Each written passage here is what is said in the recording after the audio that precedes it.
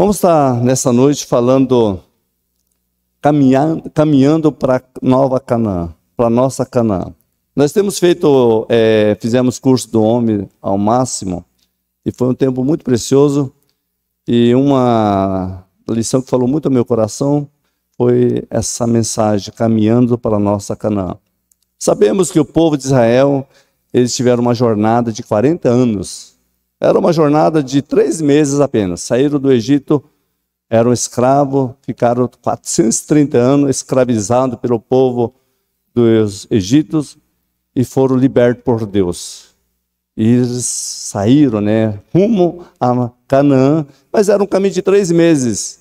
Mas por causa da incredulidade deles, por causa da desobediência, por causa das murmurações que nós vamos estar falando um pouco nessa noite, ficaram 40 anos. No caminho de 3 meses, ficaram 40 anos. E nesses 40 anos, eles tiveram a aprender a se submeter à vontade de Deus. Da mesma forma, nós também estamos na caminhada num deserto. É um caminho doloroso, às vezes cansativo, às vezes vem o desânimo, vem a frieza, vem a indisposição, vem tantas coisas, influência do mundo que queira fazer a gente desviar, desistir. E quantos têm desistido? Então, nessa noite, vamos falar um pouco a nossa caminhada para a nossa Canaã.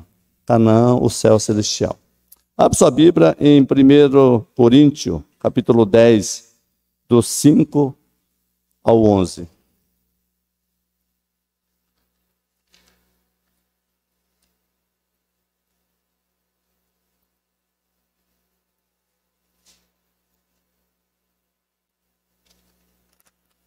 Espero que os irmãos fiquem atentos à mensagem.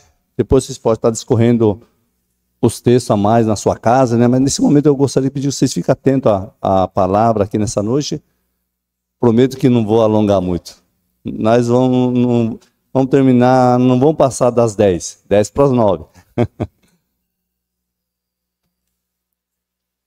Diz assim a palavra do Senhor. Entretanto, Deus não se agradou da maioria deles, razão porque ficaram prostrados no deserto. Ora, essas coisas se tornaram exemplo para nós, a fim de que não cobiçamos as coisas más, como eles cobiçaram. Não vos façais, pois, idólatras, como algum deles, porquanto está escrito, o povo assentou-se para comer, beber e levantou-se para divertir-se. E não praticamos imoralidade como algum deles o fizeram, e caíram num só dia 23.000. Não ponhamos o Senhor à prova, como algum deles já fizeram e pereceram pelas mordeduras da serpente, nem murmurei como alguns deles murmuravam, e foram destruídos pelo exterminador. Essas coisas lhes sobrevieram, como exemplo e foram escritos para a advertência nossa, de nós outros sobre quem os fins dos séculos tem chegado. Que Deus abençoe a sua palavra. Eu li sem o óculos. Até que não estou precisando usar muito óculos, mas agora que lembrei. Agora que lembrei dos óculos. Não estou acostumado ainda. A minha esposa fala, cadê o óculos? Aí já sei, não preciso usar muito óculos, Mas vou usar para não ler errado aqui. Então, amados, diante dessa mensagem, e nos atenta a olhar para a nossa jornada. Uma jornada, como eu disse, nós estamos também num deserto. A palavra de Deus diz em Mateus 11:12 que o reino de Deus é tomado por esforços, e que se esforçou, apoderaram dele. É claro que tem nesse texto, nesse versículo, quando Jesus fala que alguns, como o rei Herodes Antipas, ele também quis tomar com violência. Acha que o reino de Deus também é com violência. Não é dessa forma. Mas nós sabemos também que não é mérito humano, não é esforço humano que nós entramos no reino de Deus. Não é dessa forma, com meus esforços. Mas é pela graça de Jesus. É claro que a pessoa se esforçando não vai alcançar a salvação. Mas a pessoa salva, ele se esforça. Então, é necessário nós esforçarmos para entrarmos no reino de Deus. Porque o próprio Jesus diz e falou dos 2 caminhos. E o caminho que leva ao céu é o caminho estreito, difícil, apertado. Aquele que se esforça, aquele que se humilha, aquele que se esforça, vai andar nesse caminho estreito. Então, o reino de Deus não é você ficar com o braço cruzado, acomodado, achar que você vai entrar no céu, simplesmente, com o seu mérito. Não, de maneira alguma. Jesus já fez tudo por nós, mas requer de nós a obediência, a disposição, a submissão para, de fato, entrar no reino de Deus. Primeira coisa, Canaã, terra de promessa. Nós lemos aqui que Deus não se agradou da maioria deles, conforme diz o versículo 5. Mas também diz em Deuteronômio 6, 10 e 11, voltando, falando um pouco a história de Israel, diz assim, havendo-te, pois, o Senhor teu Deus, introduzido na terra que sob juramento prometeu aos teus pais, Abraão, Isaque e Jacó, te daria grandes, boas cidades que tu não edificaste, casa cheia de tudo que é bom, casa que não encheste, o poço aberto que não abriste, vinhais e olivais que não plantaste, e quando comer te fartares. Canaã, terra de promessa. Fala do juramento que o Senhor prometeu aos seus pais, Abraão, Isaque e Jacó. Canaã que simboliza a vida humana, lugar da concretização de um sonho, terra boa que mana leite e mel, lugar da promessa que Deus prometeu. Olha só quando Deus disse para o seu povo, vai num lugar, uma terra que mana leite e mel. É a terra da promessa. Deus prometeu para Abraão, quando Deus chama Abraão, lá de Ur dos Caldeus, disse Deus, sai da tua terra e vai para o lugar que te mostrarei. De ti farei uma grande nação. E de fato Abraão saiu e foi para a terra que ele nem sabia. E Deus fala e prometeu que faria dele uma grande nação. Eles possuiriam essa terra, a terra de Canaã, terra que mana leite e mel. É possível entrarmos na nossa Canaã, Canaã celestial? Sim, através da fé. A única maneira de nós entrarmos na Canaã celestial é pela fé em Jesus. Essa é a promessa que Jesus fez. Se nós entregarmos nossa vida a Jesus, a sua igreja, a igreja do Senhor tem pregado, tem ensinado, tem advertido. Para nós entramos na Canaã celestial, é necessário mantermos a nossa fé viva no Senhor. Para entrarmos na nova Canaã, em suma, é crer em Jesus. Pela fé também, saber que Deus cumprirá a sua promessa. Como diz em Gênesis 17, 8, dar-te-ei a tua descendência a terra das tuas peregrinações, toda a terra de Canaã em possessão perpétua, e serei seu Deus. É a promessa de Deus que fez para o seu povo, e também essa promessa nos alcançou, porque nós também estamos rumo a Canaã celestial. Promessa que nos alcançou e precisamos, de fato, viver pela fé. Uma fé viva, uma fé no Senhor Jesus, uma fé, saber que Deus prometeu e vai cumprir. Todas as promessas do Senhor se cumprirão. Mas se nós mantemos a fé no Senhor, poderemos entrar na Canaã celestial. Como eu disse, não é pelos nossos esforços. Não é porque nós somos bonitos ou inteligentes, habilidosos, não. É pela fé em Jesus. É crer em Jesus, para nós alcançarmos essa promessa. Tenhamos uma existência em nossa Canaã. Nós que já conhecemos a Deus, que você um dia entregou a vida a Cristo, nós temos que já deixar um pedacinho do céu, está em nosso coração. Já ter um pedaço do céu em nossas vidas, em nossa maneira de viver, em nossos negócios, em nosso casamento, em nosso relacionamento com os nossos filhos, no estudo, enfim. Tudo precisamos atingir o potencial de sermos cidadão da nova Canaã, a nova Jerusalém. Terra que Jesus prometeu e foi preparar para aqueles que o amam. Então, nessa vida, o nosso comportamento como salvo requer se comportarmos como cidadão do céu.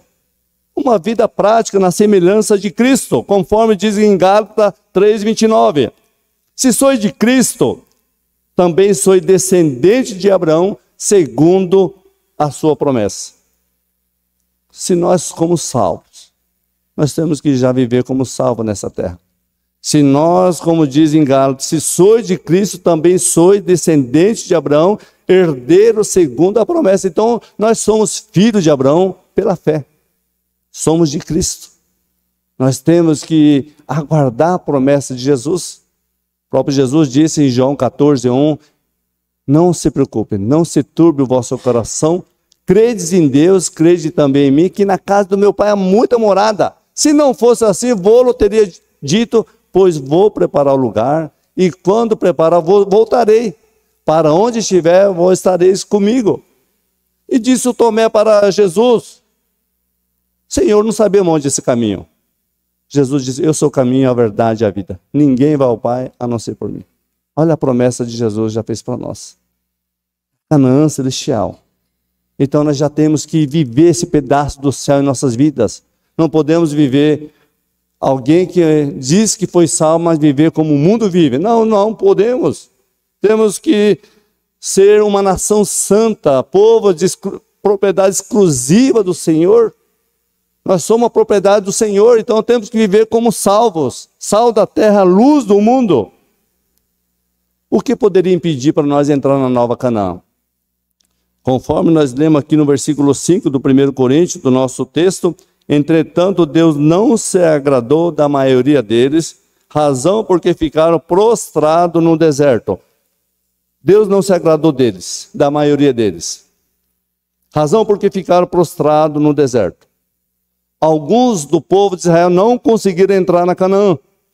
Eles caminharam décadas, sem nunca Deus desampará-lo. Mas com as ações rebeldes, perderam a chance de entrar na terra de Canaã.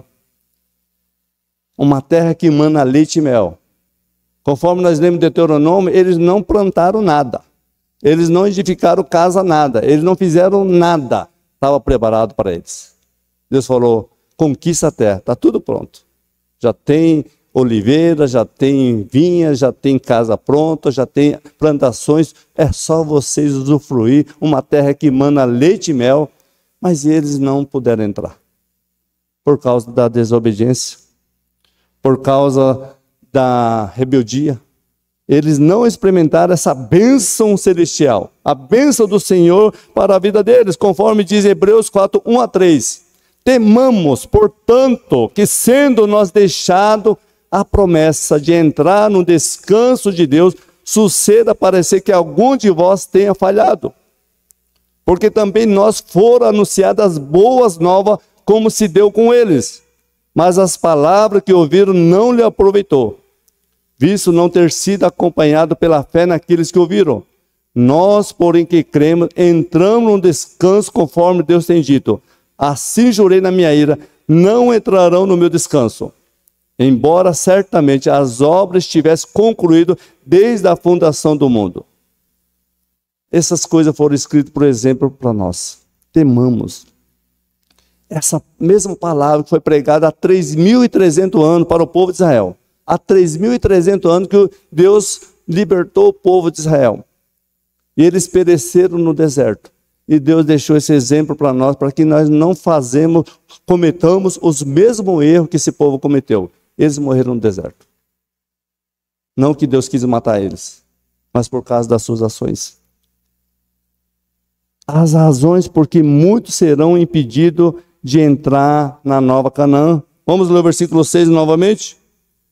Ora, essas coisas se tornaram exemplo para nós, a fim de que não cobiçamos as coisas más como eles cobiçaram. A atitude deles serve de exemplo para nós, para que não ficamos, para que nós ficamos alerta todos os dias da nossa vida. Estamos vivos ainda, amém? Se estamos vivos, e a oportunidade é para quem está vivo, é um alerta para nós todos os dias. Essa atitude deles serve de exemplo para nós. Razões por que muitos foram impedidos de entrar na terra de Canaã. Primeiro, os assédios que atingem a nossa caminhada cristã. E nesses assédios eu quero falar de 5 ações que impediram deles entrar na terra de Canaã. Pode ser impedimento para alcançarmos também a nossa Canaã, que é o primeiro, a cobiça. Se há 3.300 anos foi ensinado e foi visto o pecado deles, que era a cobiça, até hoje, nós seres humanos também podemos cair nesse pecado, que é a cobiça. A cobiça necessariamente não é uma ordem sexual, mas é uma busca constante de satisfação do nosso ego à custa de Deus. Ou seja, à custa de outra pessoa. A cobiça é você querer as coisas dos outros. É como aquele diz lá em Provérbio, sanguessuga. A sanguessuga tem 2 filhas. Dá. Só quer sugar as custas dos outros, as custas de Deus. Essa é cobiça. Alguns desse povo cobiçaram. E Paulo nos alerta para não cobiçarmos. Como diz aqui, porque é passivo de nós ficarmos prostrados também no deserto. A cobiça, conforme diz Tiago 1, 14 e 15, diz assim: ao contrário, cada um é tentado pela sua própria cobiça, quando essa o atrai e seduz. Então a cobiça, depois de haver concebido, dá luz ao pecado. E o pecado, uma vez, gera a morte. Então a cobiça, ela só quer obter a qualquer custo, tirando custa alheia. Só quer receber de forma egoísta, que é o contrário do amor. O amor é doador. Quando temos o verdadeiro amor de Deus, que Ele próprio nos doou, dando o seu Filho por amor a nós, e nós doamos esse amor em prol do nosso próximo. Mas a cobiça só quer estender a mão para pegar. Como eu disse, sanguessuga, ela nunca farta. A cobiça e o amor são opostos. Cada um segue de uma forma, de um caminho diferente. Um pega e outro pode dar sem esperar em troca. Os israelitas, esse povo, cobiçaram o que havia deixado para trás. Fisicamente, esse povo de Israel estava no deserto, mas seu coração estava lá no Egito. Eles saíram do Egito, como diz o pregador, mas o Egito não saiu deles. Eles estavam no deserto, mas tinha saudade dos melões, tinha saudade da cebola, tinha saudade de ser escravos. Lembrando que eles ficaram 430 anos escravizados lá no Egito. Quando eles foram libertos e com sinais e maravilha, eles saíram com muita alegria, com alvoroço, com festa. Fala que o povo dos egípcios empurraram, eles mandaram eles embora porque não suportavam mais a ira de Deus sobre o egípcio. E ganharam muito presente, ganharam muita joia, foram cheios de júbilo. Mas começaram a cobiçar as coisas do Egito, a ter saudade do mundo. O Egito que tipifica o mundo. E quantas pessoas que abandonaram a Jesus porque ficaram com saudade do mundo? Quiseram voltar às velhas práticas. Em Hebreus fala muito claramente das pessoas que experimentaram a boa palavra, receberam o dom do Espírito Santo. Eles ouviram, eles participaram da mesa do Senhor, mas voltaram e começaram a viver uma vida mundana. E a Bíblia fala que é impossível esse povo ser salvo. Porque uma vez que eles foram salvos, eles rejeitaram, foram rebeldes, é impossível eles voltar a arrependimento.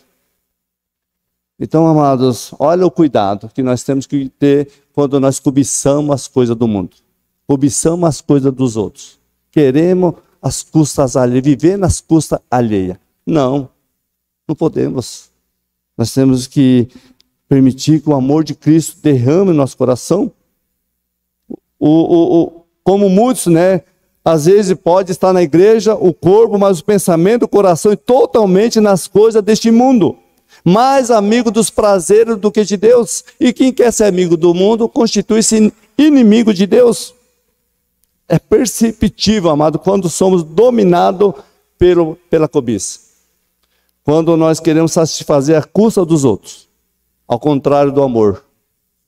O amor, quando nós temos esse amor de Cristo, e quando predomina nosso coração, nós desejamos fazer a vontade dos outros.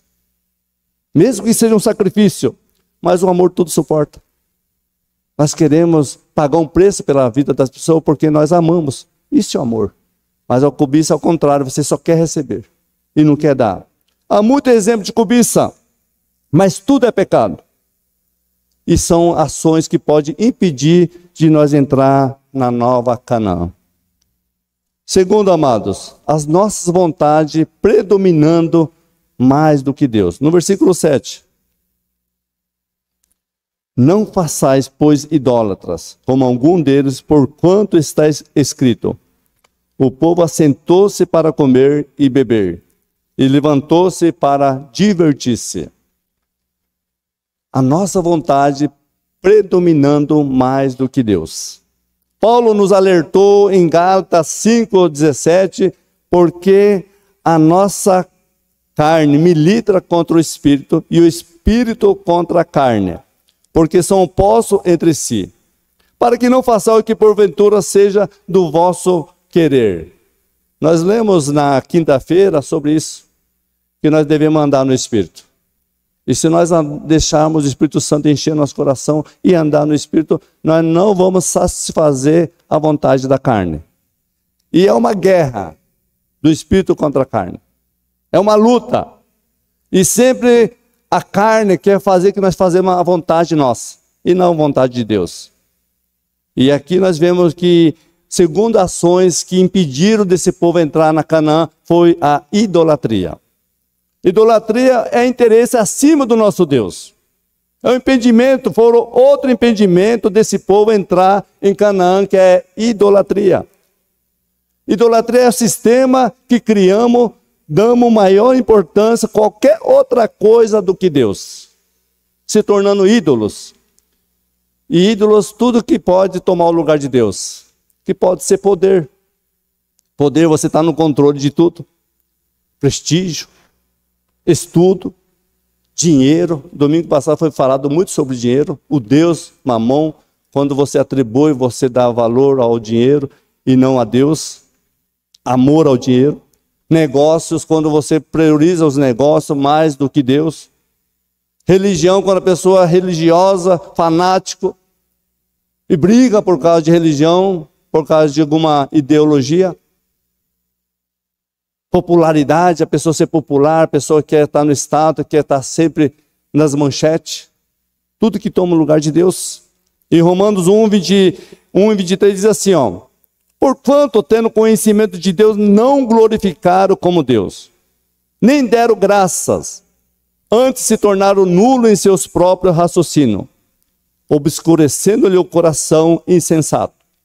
Inculcando por sábio, tornaram-se loucos e mudaram a glória de Deus incorruptível em semelhança da imagem do homem corruptível, bem como de aves, quadrúpedes e répteis. Muitos homens se ajoelham em frente ao altar do seu trabalho. Outros no esporte, no seu lazer, na pescaria, e prioriza isso no seu coração mais do que Deus. Tudo isso aí é idolatria. Facilmente priorizar aquilo que não dá futuro. Quantas pessoas priorizam isso? Até busca Deus, mas busca Deus e mais alguma coisa. Deus e mais algo. Idolatria é pecado, e persistir nesse erro é tão grave, adorando ídolos, pessoas, faz que a gente fica obstinado, cego pelas coisas passageiras, pelas coisas do mundo e não Deus. Sabe qual é o exemplo nós temos na Bíblia do rei Saul? O rei Saul, nesse tempo atrás, pastor pregou, eu achei interessante o tempo que ele colocou. Saul parcialmente buscava Deus, mas totalmente era rebelde, totalmente desobediente. E ele, no versículo de Salmos, de Samuel, primeiro Samuel, capítulo 15, 23, diz assim: porque a rebelião é como o pecado de feitiçaria, e a obstinação é como idolatria, e culto ao ídolo do lar. Visto que rejeitaste a palavra do Senhor, ele também rejeitou a ti, para que não seja rei. Assim Saul cometeu. Ele tinha toda a oportunidade na vida, mas ele foi rebelde à palavra do Senhor, totalmente desobediente, ao qual ponto era obstinado e se tornou idólatra, e Deus rejeitou ele. E ele achou que talvez com a influência do profeta Samuel, talvez Saul poderia receber um favor de Deus. Deus fala para Samuel: até quando você vai ter dó de Saul? Eu já rejeitei ele. Já cortei o seu reino. E de fato, Saul, Deus rejeitou ele, por causa da idolatria. Idolatria, amado, é um pecado. A idolatria é pecado que impede o desenvolvimento da nossa vida cristã. Seja pessoal, conjugal, profissional e principalmente o crescimento espiritual. E Deus se ira quando Deus é trocado por outras coisas. Deus fica irado. E pode ser um severo juízo. Isso pode ser nocivo na nossa vida no porvir. Na parte B do versículo 7, o povo assentou-se para comer, beber e levantou-se para divertir-se. O povo saiu para fazer farra, ao desejo carnal, alcoolizado, perdendo-se, praticando promiscuidade. E nesse contexto, quando nós estudamos a história do povo de Israel, eles saíram para divertir, se curvaram diante de um bezerro de ouro. Deus que tirou o seu povo lá do Egito, com grande poder e sinais. Abriu o Mar Vermelho, cuidou deles, alimentando eles todos os dias. E quando chega no Monte Sinai, Deus chama Moisés para ir lá no Monte Sinai. E lá naquele monte, lá Moisés fica 40 dias. E o povo começa a ficar inquieto, impaciente. Onde está esse Moisés que nos tirou? Será que morreu? Aí vai lá em cima de Arão e fala para Arão: faz um Deus que nos tirou da terra do Egito, porque nós não sabemos o que aconteceu com Moisés. E Arão, com medo do povo, e ele também se deixou ser levado, fez um bezerro de ouro. Aí Arão fala: aqui está o Deus que tirou vocês do Egito. Olha que afronta, que idolatria. E fala que eles levantaram madrugada para começar a farrear, beber, bagunçar, diante de um Deus de bezerro. Deixando Deus de lado. Tomando o lugar de Deus. E Deus ficou muito irado com esse povo. Eles desobedeceram, o povo deixou a idolatria tomar conta do coração deles. Diante das vontades predominando mais do que Deus, eles entregaram as suas paixões, se entregaram às paixões mundanas, conforme diz o versículo 8. Terceiro, ações. E não praticamos imoralidade, como alguns deles fizeram cair num só dia 23 mil. Versículo 8, amada, nos alerta contra a imoralidade, como eles praticaram. Imoralidade é todo tipo de pecados sexuais. Pecado é pecado. Não importa o que lidamos. Esse povo praticaram o ato sexual, como orgia, totalmente buscaram de forma desenfreada, após comerem e beberem. Eles praticaram toda imoralidade, orgia e tantas coisas. Começaram de manhã cedo, depois começaram a beber, e orgia é no meio de tanto povo. Começaram a praticar sexo diante de tantas pessoas. Isso há 3.000 anos atrás. Hoje não é diferente. Quanta imoralidade no nosso Brasil. Às vezes vem os castigos, vem tanto desastre no Brasil, por causa que o Brasil, o país mais imoral do mundo, é considerado. Para você ter noção aqui na nossa cidade, para você ter uma noção aqui na nossa cidade, tem 2 locais onde tem swing. Sabe o que é swing?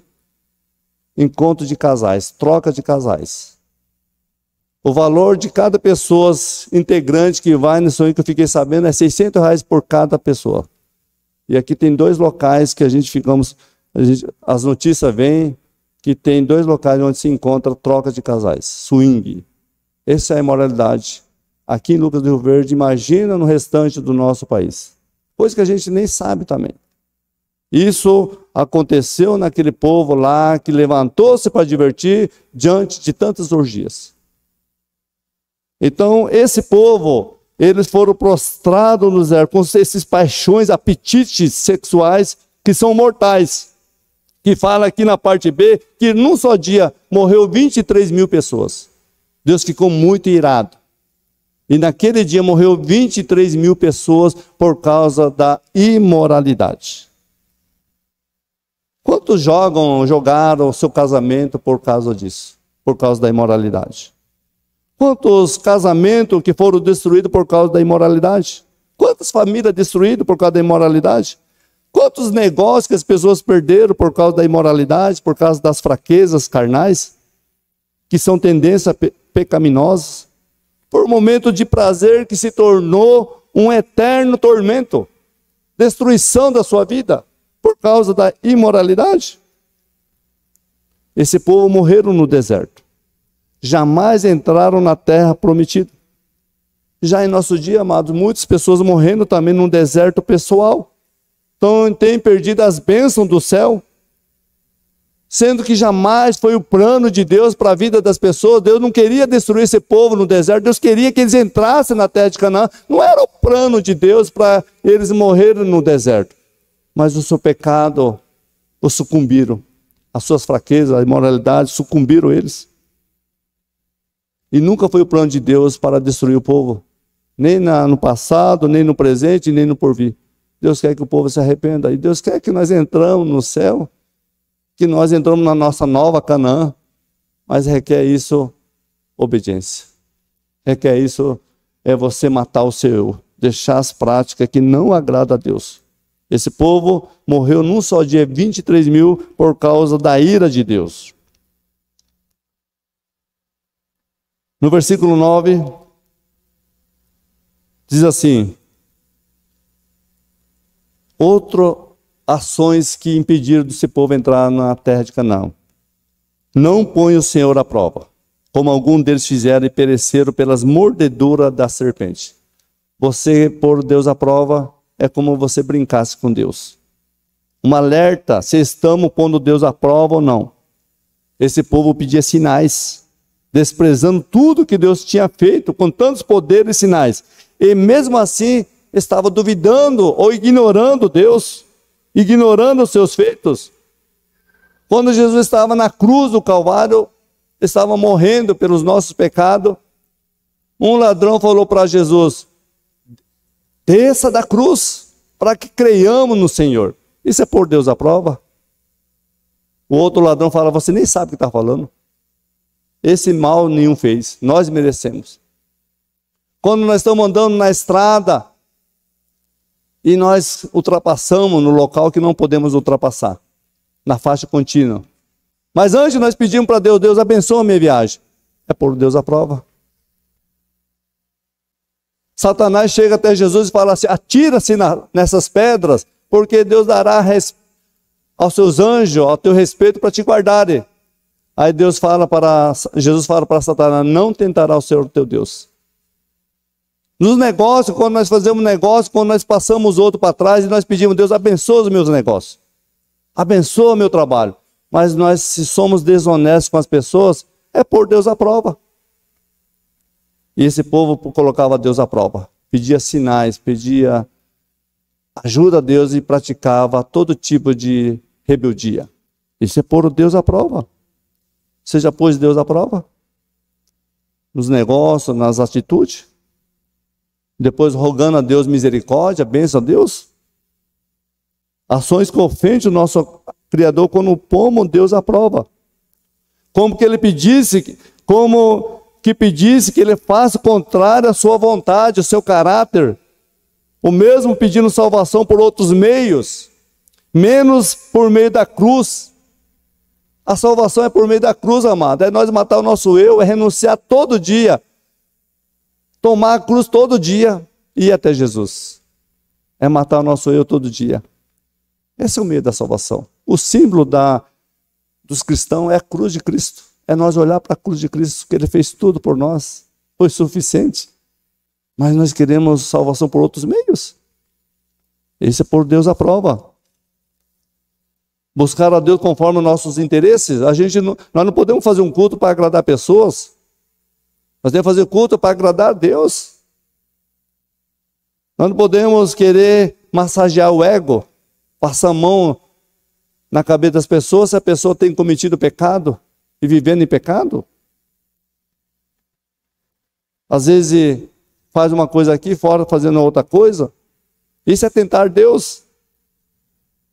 Deus se irou com esse povo, fazendo perecer pelas mordeduras da serpente, conforme diz aqui no final do versículo 9, já fizeram e pereceram pelas mordeduras da serpente. Sabemos nessa ocasião que o povo já estava enjoado do pão que Deus mandava do céu. Todo dia Deus mandava o maná. Eles falaram assim, nós já estamos enjoados desse fastio pão. Repugnante, já estava sendo repugnante para eles. E estava pisando, né, nos pães, no maná que Deus mandava todo dia. Deus ficou muito irado, mandou serpentes abrasadoras, que muitos morreram no deserto. Por Deus à prova. Quem somos nós para pôr Deus à prova? Nós somos criados, Deus, nós devemos se sujeitar a Deus, nós devemos se humilhar diante de Deus, Criador do céu e da terra, que nos sustenta, nos guarda, nos abençoa, nos dá saúde, nos protege, e pôr Deus à prova. No versículo 10, última ação que impediram desse povo entrar na Canaã. Diz assim, nem murmureis como algum deles murmuraram, e foram destruídos pelo exterminador. Confissão negativa, queixar-se da vida, murmuração, é criticar outros, achar erro em tudo, espalhar boato com maldade. Esse povo, desde que saíram da escravidão, que deveria ser uma eterna gratidão, reclamava de tudo. Quando faltava água, quando faltava comida, reclamava. A Bíblia fala que Moisés, o líder Moisés, foi um homem considerado o homem mais manso da terra. Mas murmurava contra ele, todo instante. Aí Deus fala, no versículo de Números, capítulo 14, 27, Deus fala assim, até quando sofrerei esta má congregação que murmura contra mim? Tenho ouvido as murmurações que os filhos de Israel proferem contra mim. A murmuração não era contra Moisés, era contra Deus. O próprio Jesus disse ao discípulo, não estão perseguindo vocês, estão perseguindo a mim. E esse povo vivia murmurando. Algumas vezes Moisés teve que suplicar a Deus, Deus não destrói esse povo. Deus queria exterminar esse povo, queria acabar com esse povo. Moisés suplica, Deus não destrói esse povo. O que vão falar depois que o Senhor não aguentou esse povo no deserto e por isso que matou? Pela súplica de Moisés, Deus preservou o seu povo. Eu já falei uma vez e falo de novo. Quantas pessoas, quantas mães, pais têm orado pelos seus filhos? Se nós estamos vivos, e se você está vivo, porque tem alguém pagando um preço por você. Tem orado por você. A igreja tem orado por você. Não despreze as orações, não despreze alguém que sacrifica pela sua vida. E Moisés se sacrificava, vinha, intercedia a Deus, Deus, por favor, não mate. Esse povo vivia murmurando, reclamando, uma língua tão grande, né? Falava, abria a boca para reclamar de Deus. Em Tiago, capítulo 3, 5, fala sobre o poder da língua. Uma fagulha põe em brasa uma grande selva. Às vezes um líder, alguém incitava o povo para reclamar de Deus, reclamar de Moisés, reclamar da situação. Se não vigiarmos, facilmente vamos murmurar. Às vezes murmuramos contra os pais, murmuramos contra os filhos, murmuramos contra a igreja, contra patrões, com uma situação que estamos passando. O terrível disso, amado, é estar murmurando diretamente contra Deus, o nosso Criador. Ações assim só criam um clima hostil.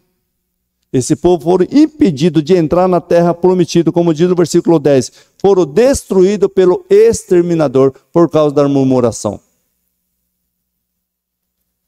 Se nós vigiarmos, amado, nós reclamamos muito facilmente da vida. Às vezes uma coisa não dá certo, nós ofendemos quem está próximo de nós. Às vezes nós não ganhamos aquilo que queremos, almejamos, não dá certo, e nós já reclamamos. E Deus não se agrada. Deus quer que nós tenhamos um coração grato a Ele. Há situações piores que nós passamos. Esse dia a Flávia me ligou, pedindo para me visitar o Fagner. Eu já falei da vida do Fagner para mim. Pediu para mim ir lá orar com ele, porque ele estava muito revoltado. O Fagner já vai fazer 4 anos que está acamado ali, naquela cama lá. E precisando de fralda, precisando de ajuda, precisando de oração. E eu fui lá orar com ele. Já faz quase 4 anos que ele foi atropelado por alguém, motorista, bêbado, e ele está lá, jovem, 33, 34 anos. Então, a situação é mais difícil. Quem poderia estar não murmurando, mas tinha direito de reclamar, era ele. Nós estamos com saúde, estamos bem, se nós não vigiarmos, nós murmuramos. Reclamamos, às vezes, né? Às vezes passamos um apuro financeiro, alguma coisa, já reclamamos e culpamos alguém. Esse povo agiu com essas ações e eles não entraram na terra prometida e foram destruídos pelo exterminador por causa das murmurações, das reclamações. Deus vê tudo, amado. Deus conhece o nosso coração. Tem dia que a gente não vai levantar legal mesmo. Tem dia que às vezes a gente levanta já desanimado, preocupado. Mas não é motivo de reclamarmos, murmurarmos, culpar os outros. É fácil nós culparmos os outros, apontar o dedo para os outros. Olha para nós mesmos. O inimigo nosso pode ser nós mesmos. Então precisamos olhar pelas ações do passado.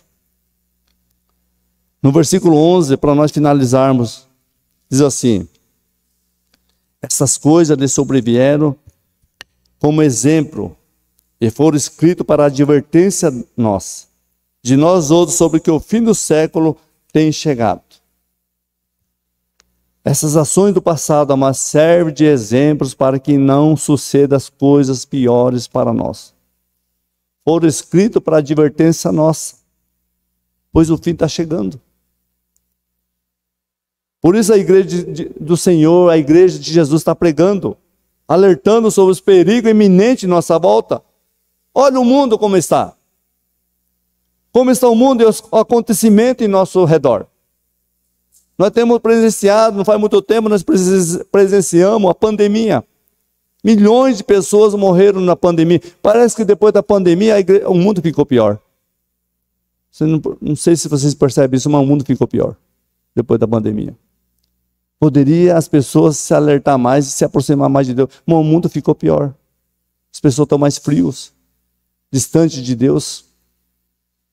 Nós vemos tanto catástrofe como lá no Rio Grande do Sul. Quantas pessoas morreram ali no catástrofe? Quantas pessoas perderam tudo? Que desastre, que crise que acometeu aquele estado do Rio Grande do Sul. E a guerra ali da Ucrânia? Até hoje, entre os irmãos, era a antiga União Soviética, estão brigando entre eles, se matando. Quantas pessoas já morreram? Agora quem assistiu a Olimpíada e viu aquela cena lá, né, do repertório lá da Santa Ceia, dos homossexuais ali, encenando ali, praticando todo tipo de imoralidade e ofendendo Deus, ofendendo aquilo que Deus deixou, sem moralidade nenhuma. O mundo tendo de mal a pior. E as pessoas defendendo e cada dia mais aumentando essa prática do homossexualismo e está invadindo muitas famílias, muita igreja. Se você vê a entrevista da Tami Miranda, ela fala que ela é evangélica. Mas praticar o que ele tem praticado, longe de Deus. Então são alerta para as nossas vidas, para a gente estar atento aos nossos filhos. A igreja tem que pregar contra as coisas que têm acontecido no mundo.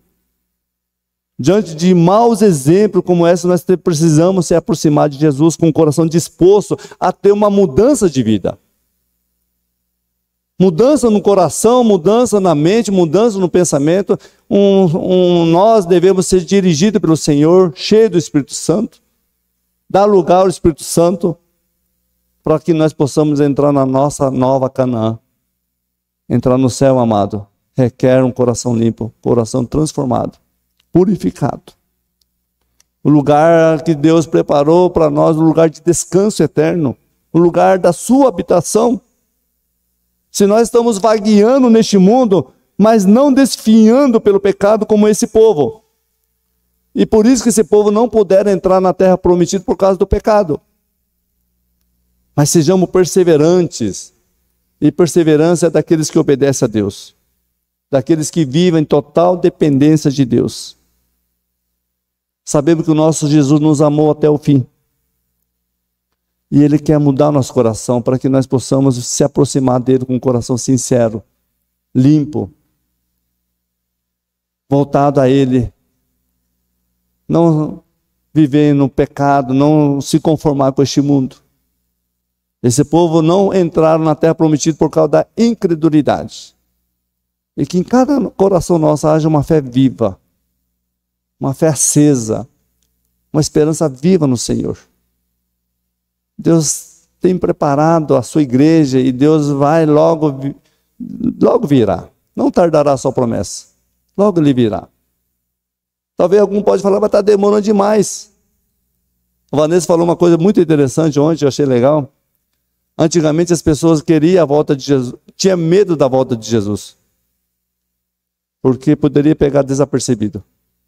Os cristãos verdadeiros estão querendo que Jesus volte para nós fugir desse mundo cheio de impureza, cheio de imoralidade, cheio de murmurações. Nós queremos muito que Deus venha logo para buscar a sua igreja. Para nós fugirmos, da tribulação, da angústia que virá. A igreja vai ser perseguida, amados. Aquele que estiver firme no Senhor, agarrado no Senhor, obedecendo a palavra de Deus, não vai ficar assustado com o mundo, porque está em comunhão com Deus. E a Bíblia está se cumprindo e vai se cumprir.